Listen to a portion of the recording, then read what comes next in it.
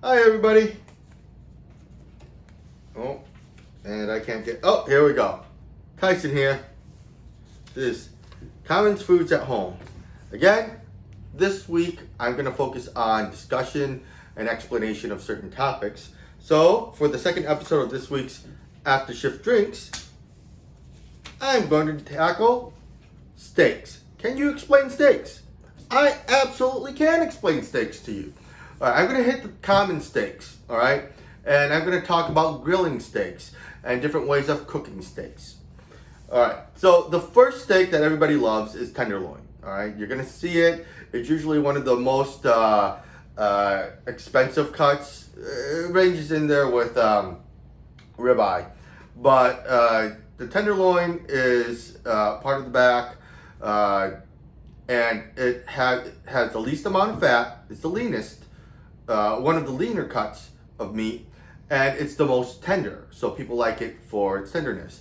When buying a tenderloin steak, depending on what temperature you like, and let's go over the temperatures right now. If you like rare, which is cooked outside, pretty red center, almost raw, you want to hit it at 120 degrees Fahrenheit. If you want mid-rare, just a little bit more cooked, pink center, you want to hit 125. If you want medium, where it's fairly cooked on the outside, but it still has a beautiful center, you want to hit 130. If you want medium well, you want to hit about 135, 140. And then if you want well done, anything beyond 145 degrees, 150 degrees is well done.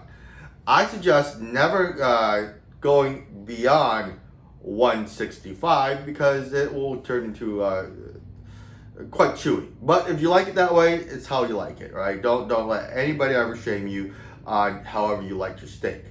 You bought the steak, you eat it how you want. All right, now going back, tenderloin cut. Then after that, we got New York strip, which has a beautiful fat cap, and then is a little bit more meaty. However, it does have, in my eyes, a little bit more of an irony flavor than tenderloin, but is delicious, but is quite tough. I think of the three main cuts, which is tenderloin, New York strip, and ribeye, that's the toughest. Then ribeye, my personal favorite. A lot of fat rolled all over that thing. It's got a beautiful, when you cut it, have a proper cut, has a beautiful tail, beautiful eye, and the cap. It's not a fat cap. It's actually just the cap of the ribeye, a separate piece of muscle. It is not as tender as tenderloin, but in my eyes, it's more tender than New York. However, it does have a lot more flavor than all the other ones. Only problem is that flavor comes from the fat. So if you like gristle, by all means, ribeye is your friend. People then come to me and say, "Well, you're missing another cut." I'm missing a lot of different cuts, to be honest. You can have sirloin, which is, in my eyes, the most affordable cut of steak, but it's also the toughest and has less flavor. You could talk about bone-in short ribs or a Denver cut steak, which is very attuned to a ribeye as far as flavor goes, but has a lot less actual gristle. However, it is going to be a lot tougher. And then you got your chuck steaks and whatnot, and in my eyes, those are not really steaks. They're just cuts of meat that are cut into steaks. Now, when cooking your steaks, what you want, the most flavor that you're going to get, one, you want salt and pepper. Plain simple, salt and pepper. You could do whatever there is, flavor it, marinate it however you want, but you need the components of salt and pepper, in my eyes, in order to get flavor out of steak. And two, you want something called, you want to make sure that the outside is caramelized. Not burnt, caramelized. That beautiful golden brown is the color you want. Searing a steak does that the best. In a cast iron, for sure.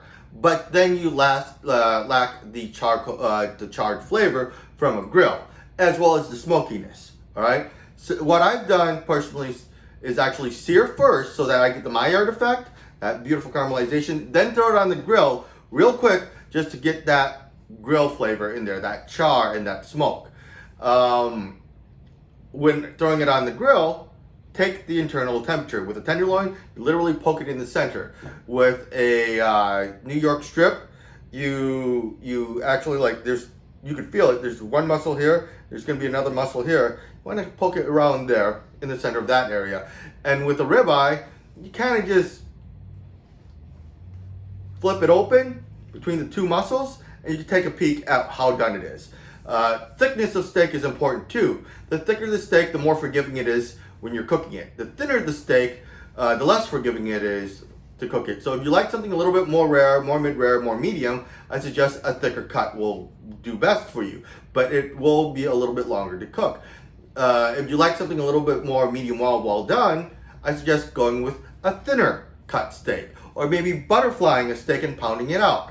You won't have to cook it as long, you won't burn it, but you still will get the well done effect.